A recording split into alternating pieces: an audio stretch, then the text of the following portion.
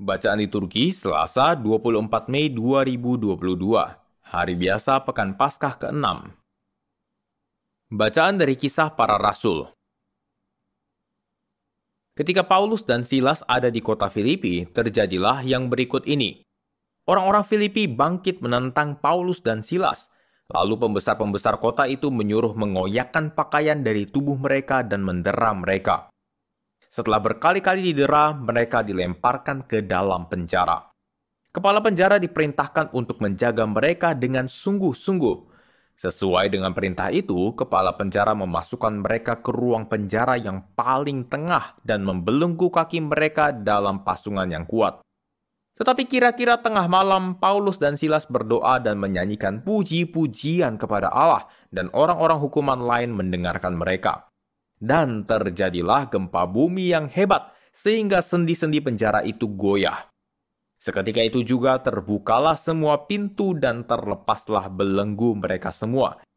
Ketika kepala penjara itu terjaga dari tidurnya dan melihat pintu-pintu penjara terbuka, ia menghunus pedangnya hendak membunuh diri karena ia menyangka bahwa orang-orang hukuman itu telah melarikan diri. Tetapi Paulus berseru dengan suara nyaring, katanya, "Janganlah celakakan dirimu, sebab kami semuanya masih ada di sini." Kepala penjara itu menyuruh membawa suluh, lalu berlari masuk dan dengan gemetar tersungkurlah ia di depan Paulus dan Silas. Ia mengantar mereka keluar sambil berkata, "Tuhan, apakah yang harus aku perbuat supaya aku selamat?" Jawab mereka, "Percayalah kepada Tuhan Yesus Kristus dan engkau akan selamat, engkau dan seisi rumahmu." Lalu Paulus dan Silas memberitakan firman Tuhan kepadanya dan kepada semua orang yang ada di rumahnya. Pada jam itu juga kepala penjara itu membawa mereka dan membasuh bilur mereka. Seketika itu juga ia dan keluarganya memberi diri dibaptis.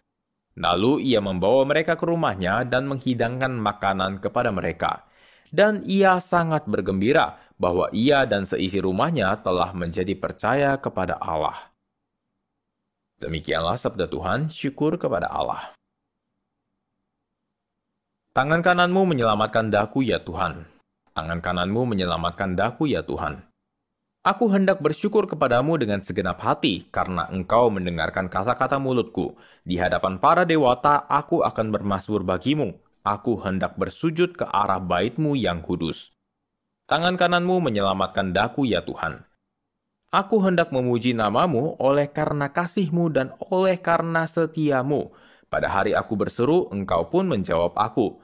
Engkau menambahkan kekuatan dalam jiwaku. Tangan kananmu menyelamatkan daku ya Tuhan. Tangan kananmu menyelamatkan daku. Engkau akan menyelesaikan segalanya bagiku. Ya Tuhan, kasih setiamu kekal abadi. Janganlah kau tinggalkan buatan tanganmu.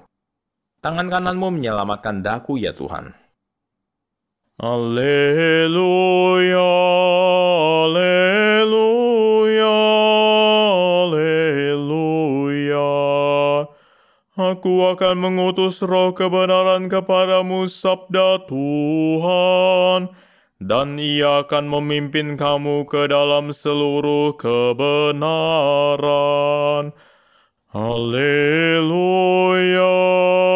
alleluia, alleluia.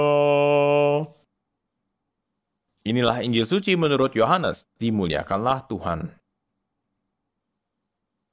Dalam amanat perpisahannya, Yesus berkata kepada murid-muridnya, "Sekarang aku pergi kepada Dia yang telah mengutus aku, dan tiada seorang pun di antara kamu yang bertanya kepadaku, 'Kemana engkau pergi?'